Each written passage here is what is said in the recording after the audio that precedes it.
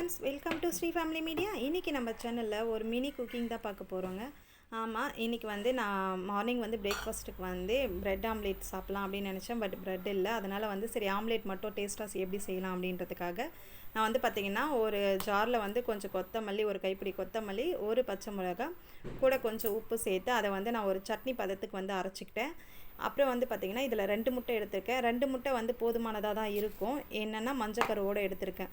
மஞ்சக்கரு இல்லை அப்படின்னா வந்து நீங்கள் வந்து ஒயிட் மட்டும் எடுக்கிறீங்கன்னா 4-5 கூட எடுத்துக்கலாம். இதில் வந்து நான் 2 முட்டை கூட வந்து சால்ட்டு அண்ட் பெப்பர் வந்து நான் வீட்லேயே அரைச்ச பெப்பர், அது கடையில் வாங்கினது கிடையாது. கூட மஞ்சத்தூள் சேர்த்துக்கலாம். மஞ்சத்தூள் எதனாலன்னா அந்த ஸ்மெல் வராமல் இருக்கும், அதுக்காக. அப்புறம் கூட வந்து கரம் மசாலா, அது வந்து ஃப்ளேவருக்கு ரொம்ப நல்லாயிருக்கும். இதிலே வந்து நம்ம அரைச்ச அந்த கொத்தமல்லி விழுதையும் சேர்த்துக்கலாம். மிக்ஸ் பண்ணிவிட்டு பார்த்திங்கன்னா இப்போ தவாவை சூடு பண்ணிவிட்டு நம்ம தோசை ஊற்றுற மாதிரி ஆம்லேட்டும் போட்டுக்கலாம். இது வந்து ஒன்று அப்படியே நான் ஊற்றிட்டேன் ஃபுல்லாகவே. உங்களுக்கு சின்ன சின்னதாக வேணும்னாலும் ஊற்றிக்கலாம். இல்லை நம்ம ஒன்றே அப்படியே ஊற்றினா வந்து ஒரே ஆம்லேட் அப்படியே போட்டு அப்படியே சாப்பிட்றேன். இதுவே வயிறு ஃபில்லிங்காக இருந்தது.